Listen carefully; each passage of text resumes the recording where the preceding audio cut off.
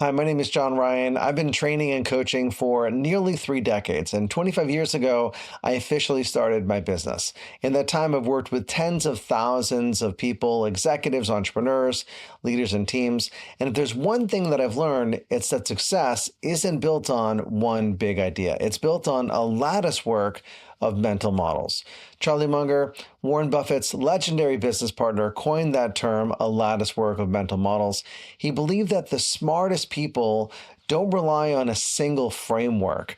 They borrow the best thinking from multiple disciplines and connect the dots. And that's what I've done over the last nearly 30 years. I've drawn from psychology, coaching, NLP, business strategy, leadership communication, and of course, life itself. And we've applied this in the real world, real time, with myself and with my clients. So today I want to share with you 25 of the most important lessons and frameworks, one in honor of each year that we've been in business. Each is a model, a mindset, or a shift that's helped me and the people that I work with grow faster, lead better, and live with more purpose. And I've gone ahead and organized these by categories, and I'll put links with timestamps in them in the description so you can go directly to the section that's most relevant for you. And the first principle we want to start off with here is the principle of vision. Now, imagine this is an important one in your life. I know that my life would be completely different if I hadn't learned this all the way back in my first training in 1996, which literally transformed the trajectory of my life. As the Bible says, without a vision, people perish. And this really comes down to goal setting. So when I think of vision, it's where do you want to be? What is your goal? What do you want? I consider that the primary question because it's so important in just about anything. No matter what challenge comes up, you kind of got to step back and say, okay, what do we want? Because once we figure out what we want, then we can figure out how to get there. When I first learned it in 1996, I never really had any prior training on goal setting. I didn't know how to do SMART goals or big, hairy, audacious goals or any other models like that. And the trainer at the front of the room said something that I'll never forget. He said, where do you want to be in 5 years? Because the time to start planning for that is not 5 years from now, it's now.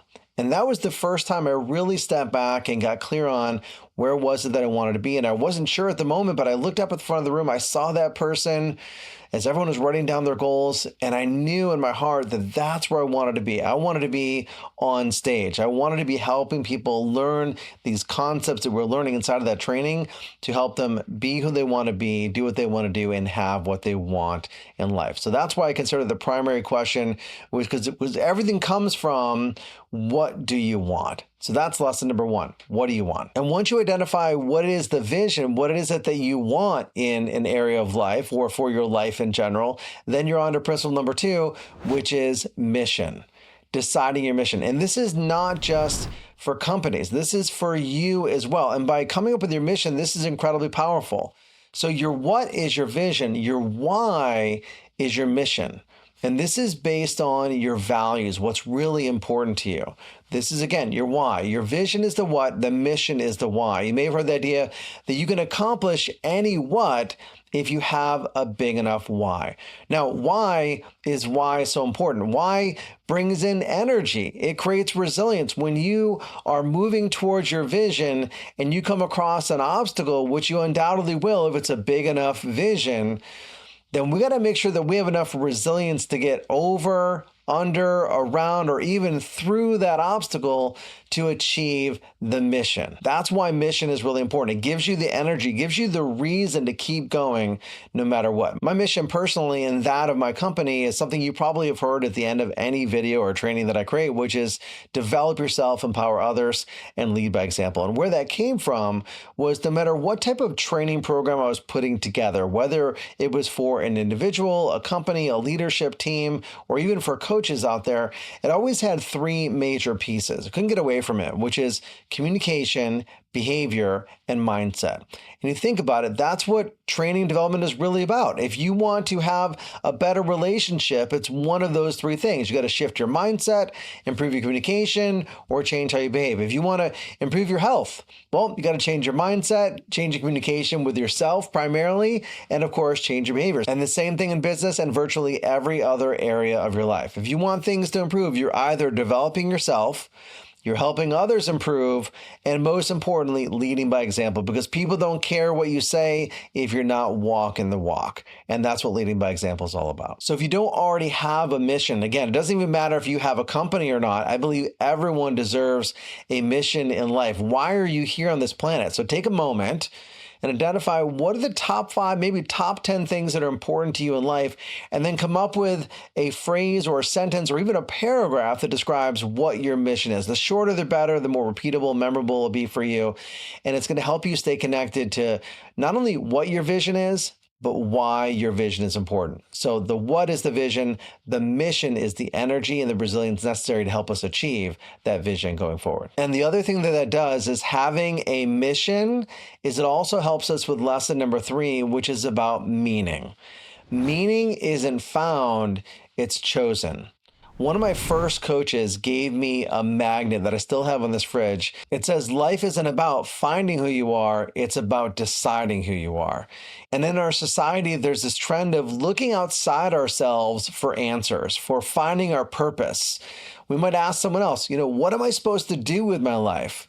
If you ask someone else, the scary part is they might actually tell you what you're supposed to do. And you can either build someone else's vision or you can build your own. That's our choice.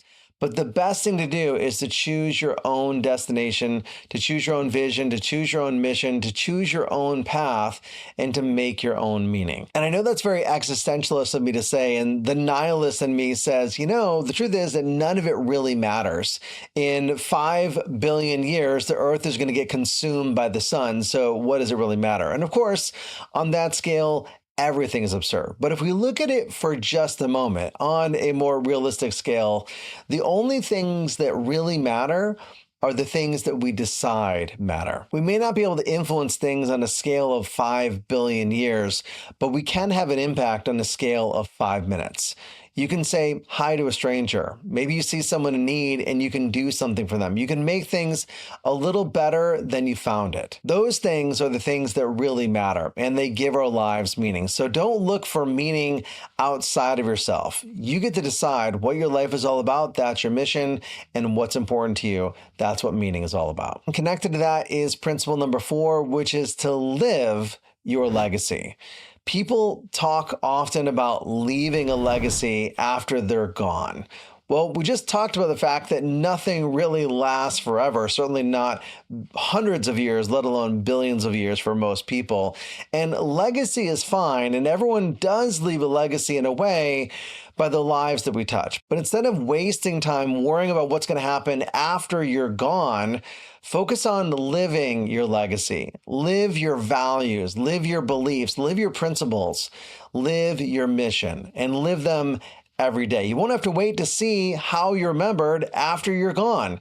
You'll be able to see it in the impact on those around you. So don't worry about leaving a legacy, focus on living it. And while you're living your legacy, we can move on to number 5, which is identity drives behavior.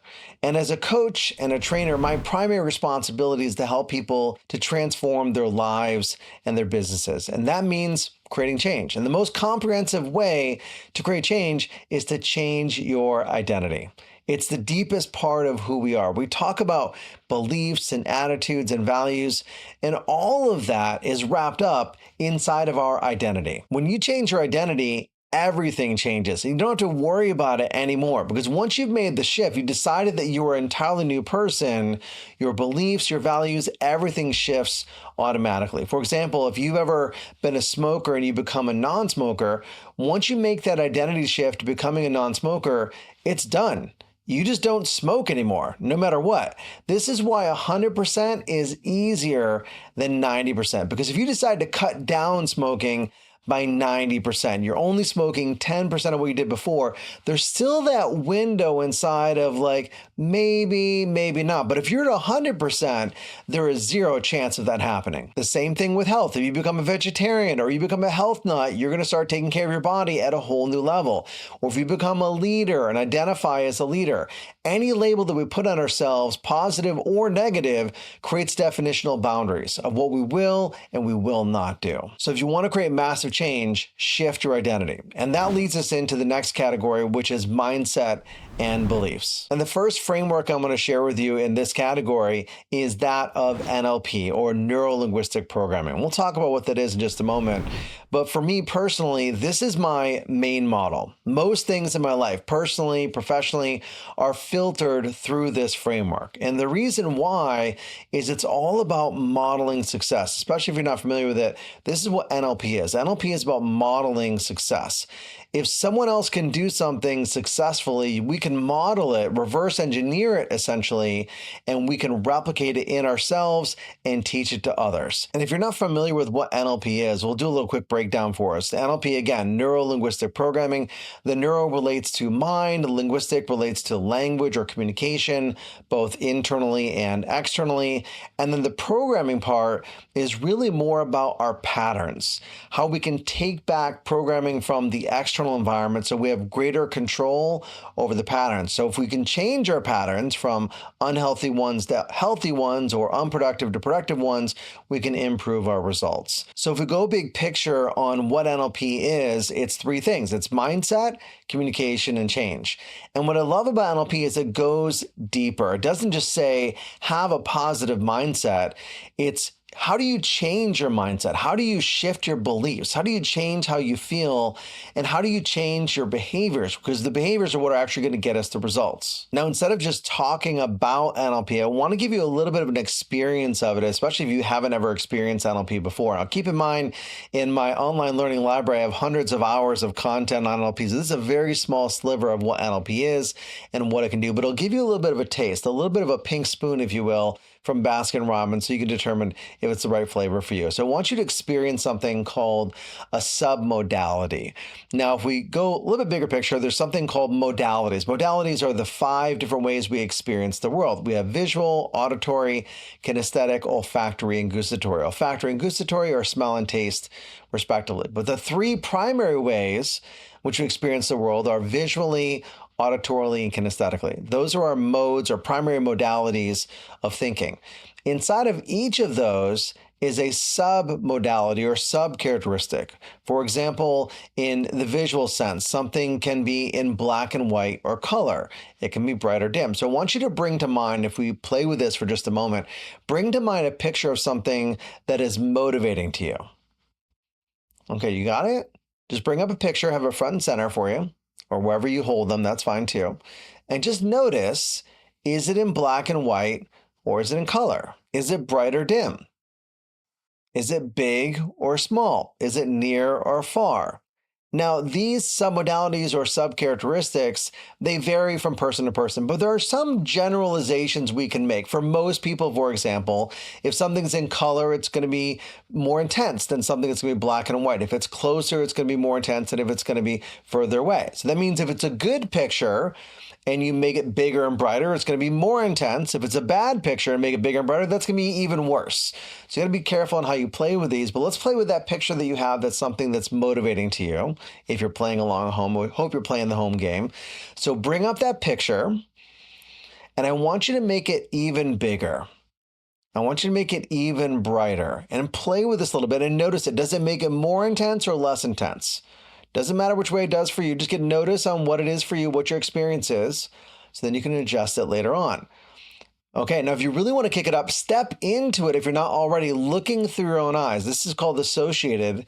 So you're seeing it, hearing it, and feeling it, and make it brighter, clearer, make it a movie, make it a still frame, make it whatever characteristics you need to. And if you like to, lock in that feeling of motivation if it's a higher level. If not, you can adjust it so it is a higher level for you, and then step out of it so you can see it back wherever it was before. But keep all of that energy, all those characteristics exactly where they need to be.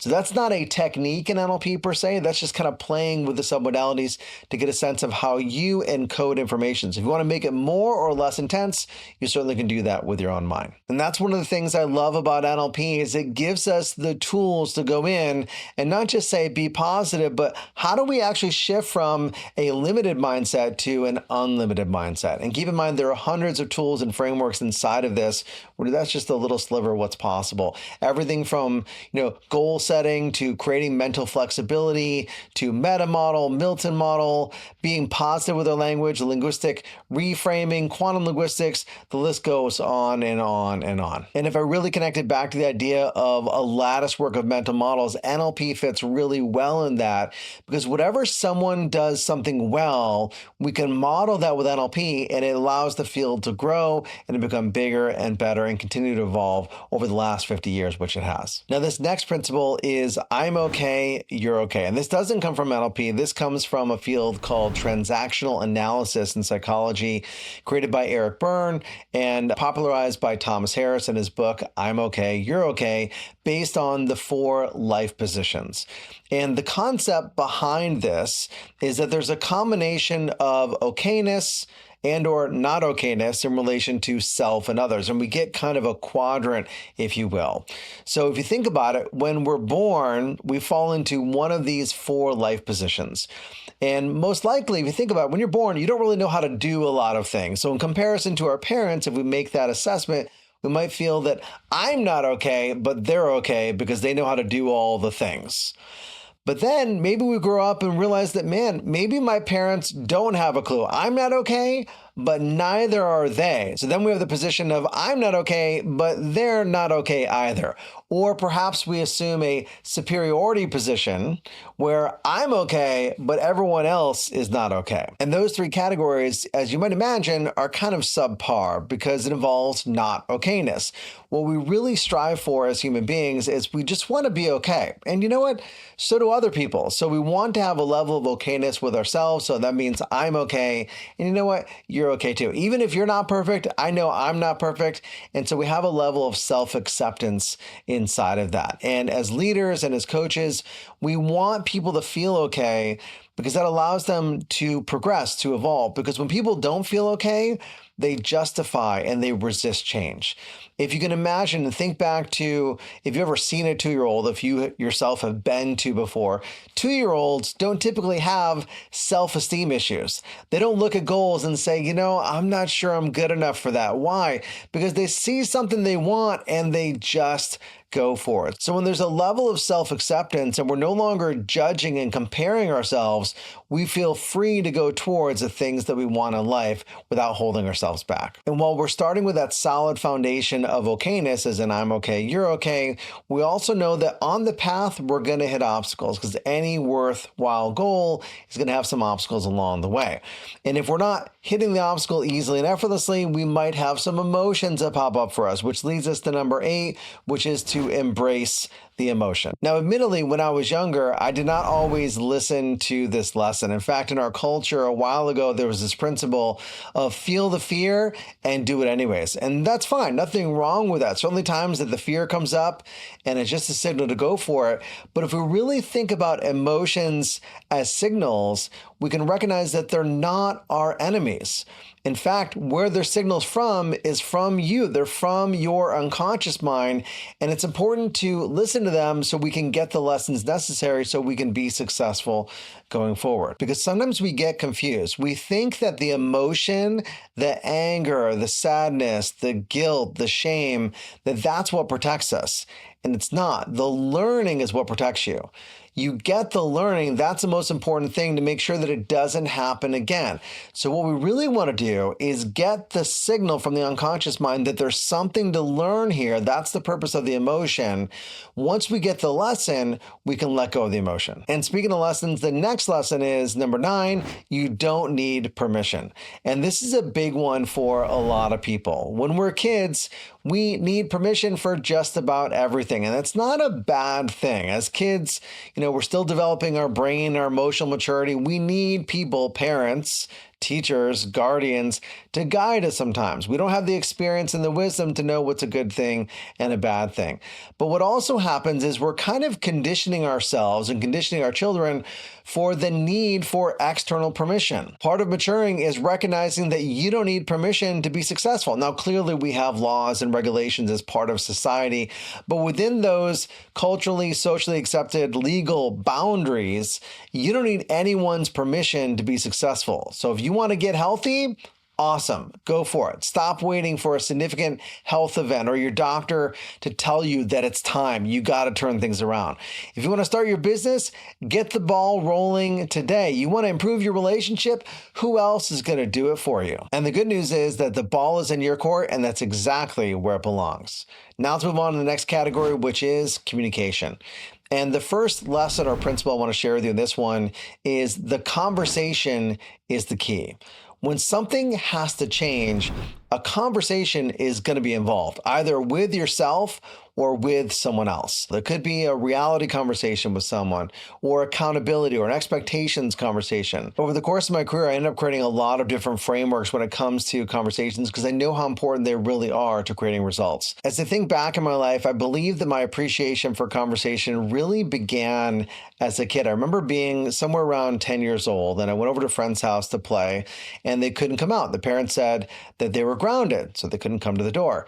So I snuck back around the house to his window and knocked on the window, talked to him, found out what's going on. And I said, all right, go to your dad and say this. And he did. And 5 minutes later, we were out in the neighborhood riding bikes, having the time of our life. And I've been a student of conversations ever since. And I've since come to find out that conversations truly are the key. You can unlock pretty much anything you want with the right conversation. And connected to this idea of conversations is number 11, which is framing is everything. We all know it's not what you say, but it's how you say it. And typically that refers to the tonality that we use, which is incredibly important. As you may know, 7% of what we communicate emotionally is done through the words, 38% through tonality, and 55% through our physiology. But the frame that we use, the angle, the perspective that we use inside of what we say also matters. Let's take a look at an example that I've used here previously on the challenge. Let's say you go to the grocery store and you're going to pick up some meat. Which would you prefer to buy? 75% lean beef or 25% fat? If you're like most people, 75% lean beef sounds way better. It's the same thing, right? But it's a different frame, it's a different picture, which means it has a different meaning. So if you have an important conversation, take some time, establish a couple different frames or angles to come at it with, and find the best one for you, the other person, and the situation. And one specific frame you can use both personally and professionally is number 12, which is best and better. And this frame is about giving feedback. Now, giving feedback is a type of conversation, but the goal is not just sharing information. The goal is changing behavior. Specifically, our goal is to change future behavior. Think about it. Most feedback, though, focuses on the past, not the future. And this is why people resist feedback, because you can't do anything about the past. And if you've ever given feedback to someone and you've gotten resistance in the moment, or they don't make the change in the future, then what you want to do instead is this concept called best and better. And an example might look like this. Hey, I really like how you did X, Y, Z. That was awesome. And to make it even better in the future, let's see if we can bring in A, B, C. That will make it phenomenal. By delivering feedback in the best and better model, you're giving them the validation that they really want, and you're giving them constructive feedback so they can improve their behaviors without resistance. Let's take a look at number 13. Number 13 is radical empathy. If you want to be a better coach, better leader, better parent, better partner, a better human being, you want to bring in empathy, but not just empathy, what I refer to as radical empathy. First, let's start by defining empathy. Empathy is the ability to understand and share the feelings of another person. Radical empathy is fully seeing, feeling, and honoring another person's experience. When you're embodying radical empathy, you're not just acknowledging their feelings, you're exploring their world through their lens, not trying to imagine how you would feel in their situation. How do they feel in their situation? What are their beliefs? What are their values, their hopes and dreams, or even their fears and concerns? And to embody radical empathy, you want to, as best as you can, become that person. Why? Because people do things for their own reasons, not ours. If you can understand their model of the world, you can understand why they do what they do. And if they get stuck, you can see the choices that they have within their worldview to help them get the results that they're really looking for. So one of the deepest needs that we have in life is to be seen and to be heard. And if you can reflect back their own experience and it matches up with their own worldview, you're creating trust and you're creating openness because of that connection. So if you can commit to practicing radical empathy, you'll find that it's going to transform the way you do business, the way you do sales, leadership, and every other area of your life. And one way to look at what radical empathy really is it's asking the question, what are they going through? What is their experience? Which relates to the next one, which is number 14, which is questions are the answer. And there's multiple levels of this concept of questions are the answer. And for those of you that have been through our NLP trainers training program, you know the high level of this concept. But let's start here at a basic level. The best coaches and the best leaders, of course, they're going to ask a lot of questions. Now, as a leader, a coach, or even a parent, we know that when someone asks us a question, we could always answer it, and that's fine. But the problem is that makes them dependent.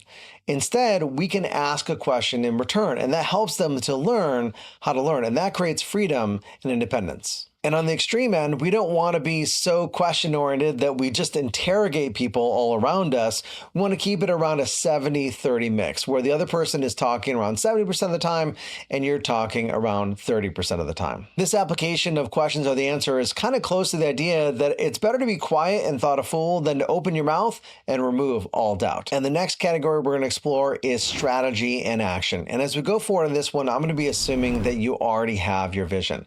For number 15, the lesson is get the data. When we're making decisions, we don't just want to make decisions. Obviously, we want to make informed decisions. In order to make informed decisions, though, you must be informed, which means you must have information known as data. Otherwise, we're just guessing. We're throwing darts at a dartboard and hoping we hit the right place. And with many of my clients, there's so much going on in their lives and their businesses, and there's important decisions to be made pretty much on a daily basis. And sometimes they can make a decision, and sometimes they can't. And oftentimes, as we start peeling back the layers to determine what's holding them back from making this decision, many times we discover it's just simply that they don't have the data. So if you ever find yourself not pulling the trigger on something you know you need to make a decision on, maybe it's not procrastination, maybe it's just that you haven't gathered enough information in order to make an informed decision. So if you or your clients are stuck, check to make sure that you have all the data necessary in order to make a good decision. If not, that's job number 1, get the data. Principle number 16, it starts with 1. A journey of 1,000 miles begins with a single step. Lao Tzu. And I know this might be an oversimplification, but the most important thing about any journey is taking that first step. If you want to build a coaching practice, well, of course, you got to get your first client. Not sure how to do that? Well, have a conversation with one person. If you want to build a website, don't wait till it's fully built out. Put up one page. Now you have a website. You want to start a group coaching program. Get one person. I hear people say sometimes, I want to develop a group coaching program, but the minimum is 5 to 6 people to start so we have a really good energy inside the group. And that's fine, but you know what? Every group starts with one. In NLP terminology, this is called chunking down. We want to chunk down to the level of clarity and action. Number 17, the problem is not the problem.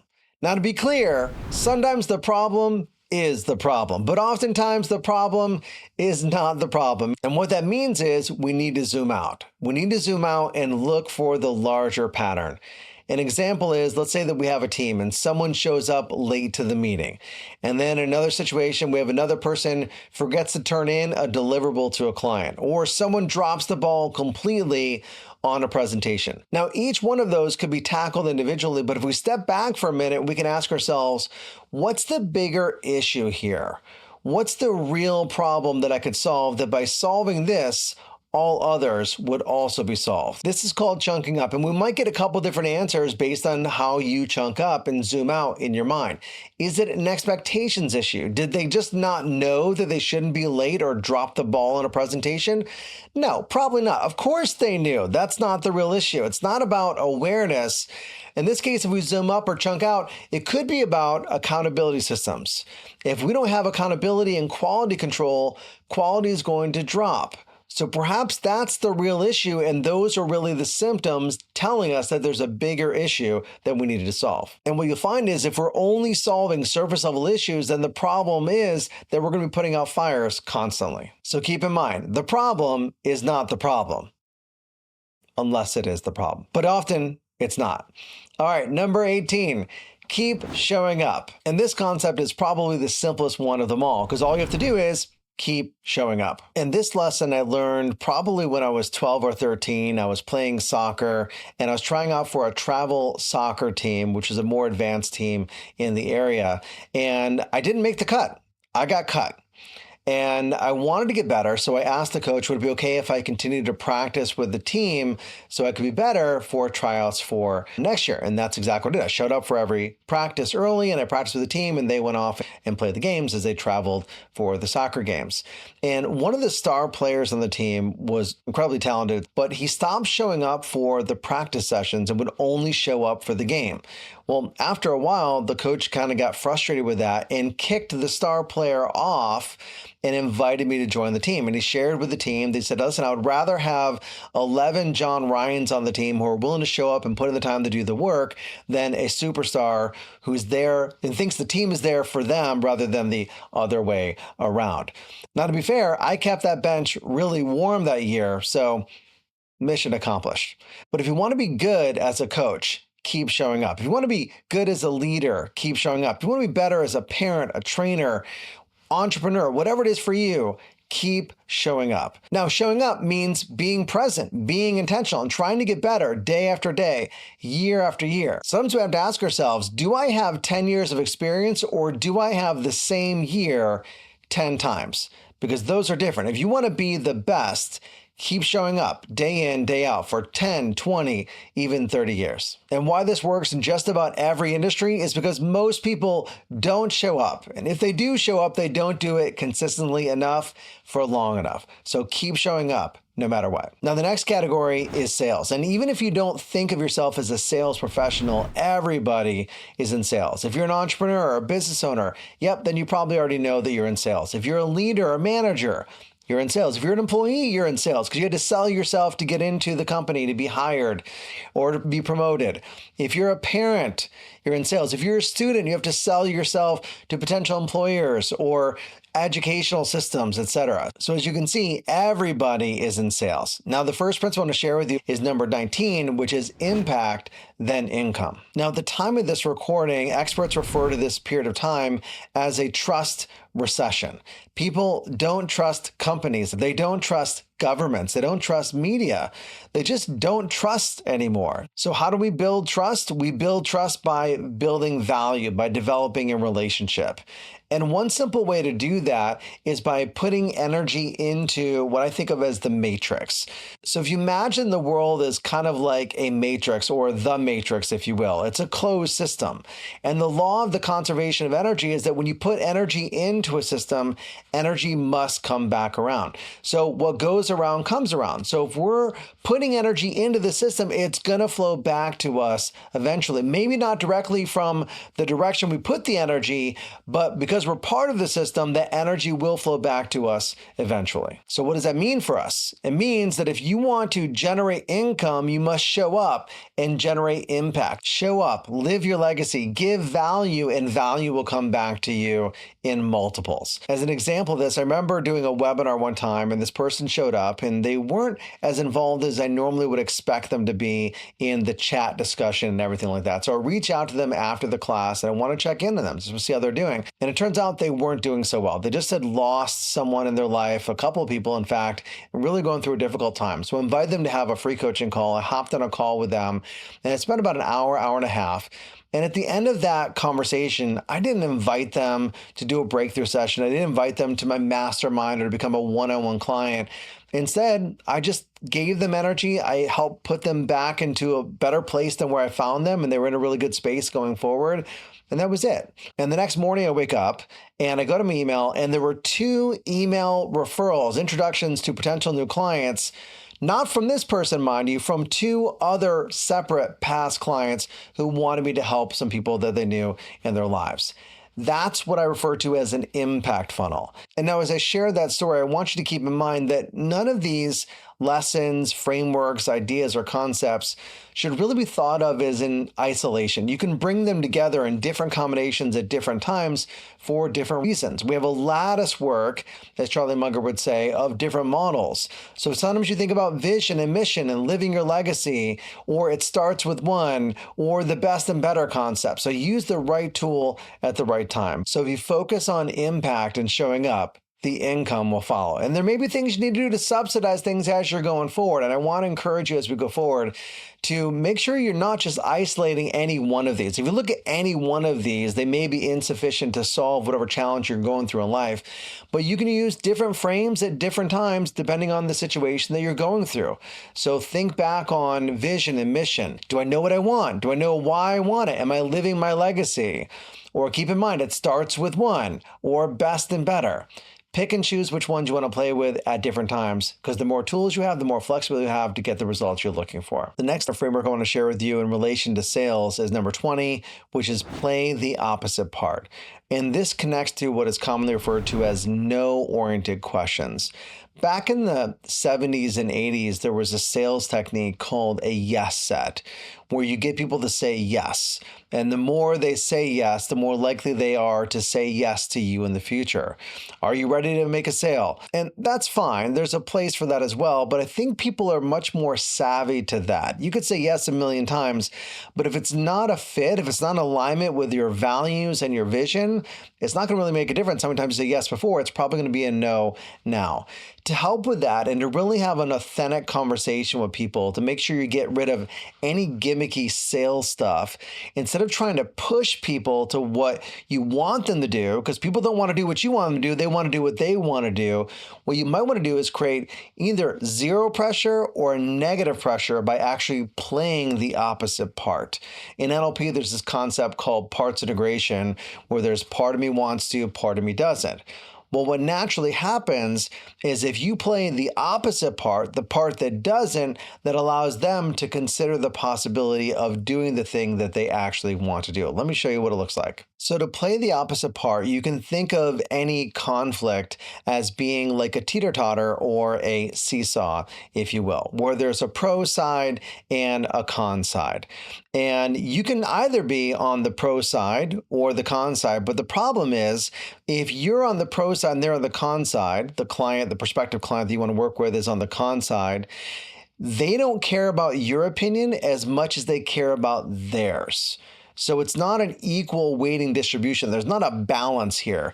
In fact, the client values their own opinion way more than they value yours. So what happens is they win the teeter-totter back and forth because it's their opinion that really matters, and then you're kind of stuck coming to their side because you can't convince them to come to your side because they value or weigh their opinion more.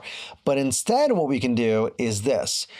Instead of pushing to be the pro to get them what you want them to do, you kind of take the reverse psychology approach, a no-oriented approach, and take the con side.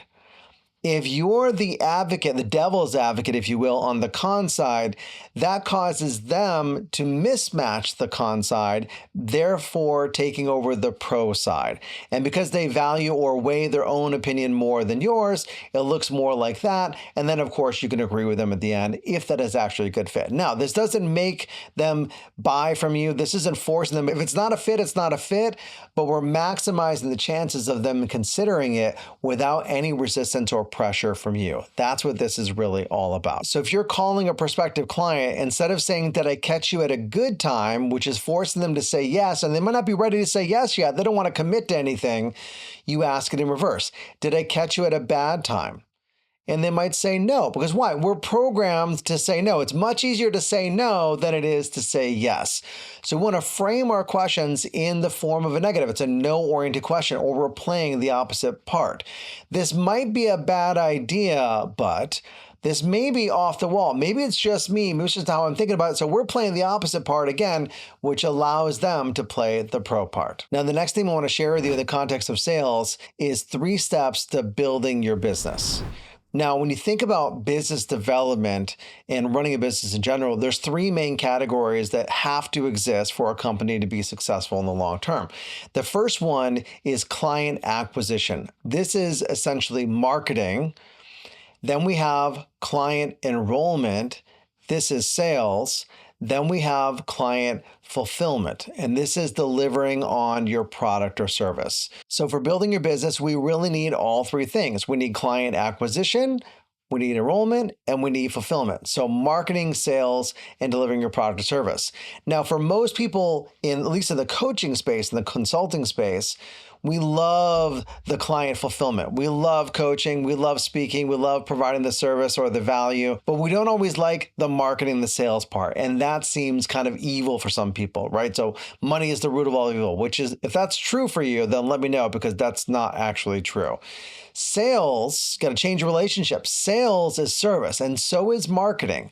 In fact, you're going to reach many more people through your marketing than you will through your fulfillment. It's just the way the numbers work. There are way more people who know about you through your articles and your videos and your content than they will that actually come through your doors and become a paying client.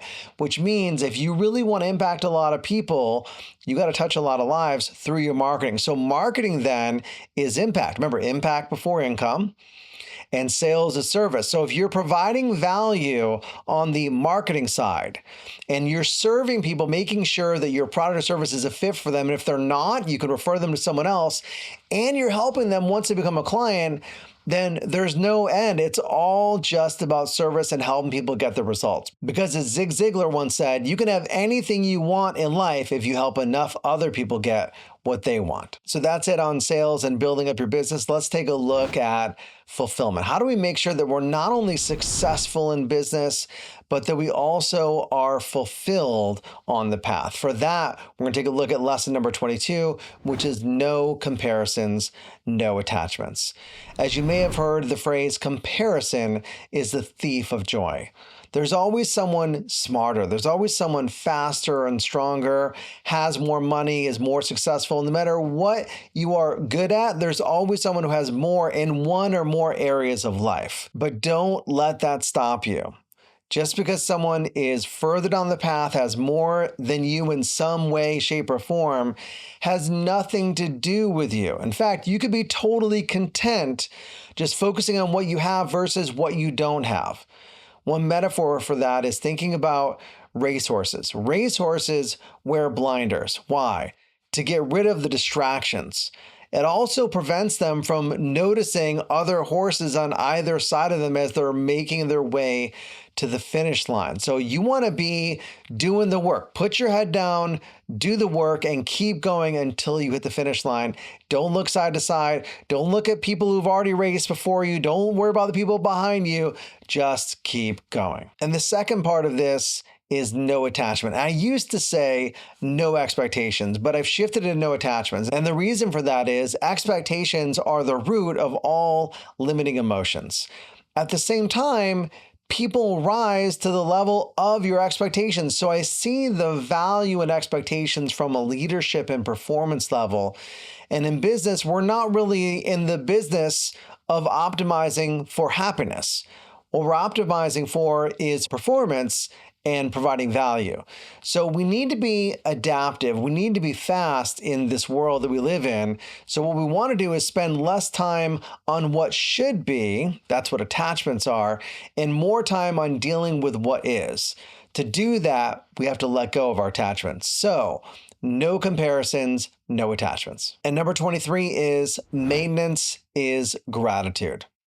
In life, there are only three energies. There is creation energy, there's maintaining energy, and there's completion energy. And energy is neither created nor destroyed. That's the law of the conservation of energy. It just changes from one style to another. And I did a video previously about this, about what's your productivity superpower. And in that, we discussed there's three different superpowers or identities you can have. You can be the visionary, that's the creative energy. Or you can be the executor, that's the person who maintains and gets things done. Or you can be the completion energy, which is the closer. We need all three. We need the visionary to bring up the vision. We need the executor to make it happen. And we need the closer to finish it off, to make sure that we have that completion energy as well. And what we find with a lot of high performers is they tend to specialize in one. If you're a visionary in life, you probably will do really well to have an executor or an integrator nearby. Or you might want to make sure you have a closer who can finish it off so that you can bring in the vision and let other people execute and close on the vision that you've already created. Personally, I'm much more of a closer. When I start something, I feel compelled to finish it, which is really fun. So I like to have people around me who can help me come up with a vision, because once we're there, I don't want to execute, I don't want to maintain, I just want to bring it to fruition. I want to make it happen so I can see it realized in real life. So my Achilles heel, if you will, is maintenance.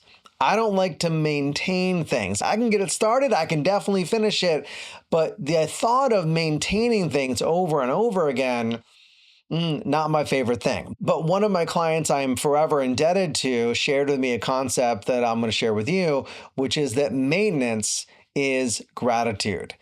If you really value something, you take care of it. As an example of this, is there anything that you ever saved up for that once you got it, you loved it so much that you took care of it? Now, this could be a thing. This could actually be a relationship. This could be a business.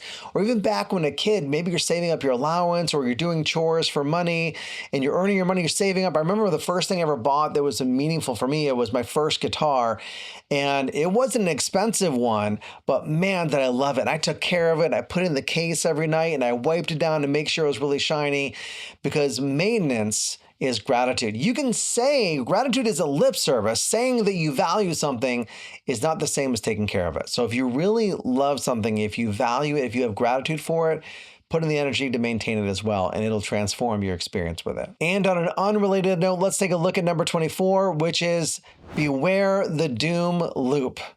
Now, the doom loop was created by coach and consultant Charles C. Jett in 1978. It's a career management tool and was popularized by the late Dr. Dory Hollander in her book, The Doom Loop. And I want to share with you a quick visual of how this works. It's a career management tool, but could also help you stay on the path so you can achieve your vision and fulfill your mission, so you can live your legacy. So the Doom Loop kind of looks like this. We have 4 quadrants broken down by satisfaction and performance, with low to high on the bottom and low to high on the left-hand side of the quadrant as well.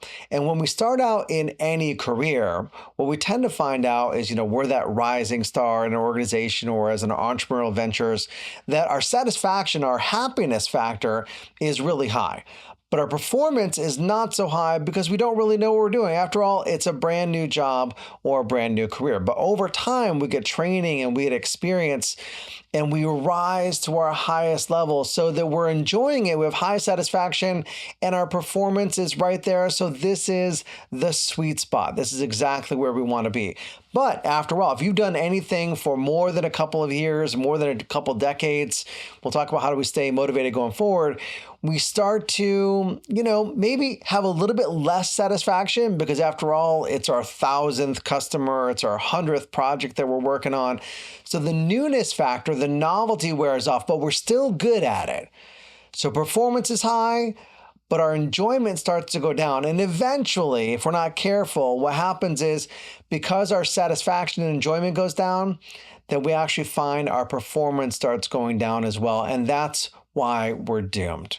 We're doomed to go down this path unless we're very careful. So the key to managing why this is a great career management tool is when you're shifting from quadrant 2 to quadrant 3 is we got to change it up.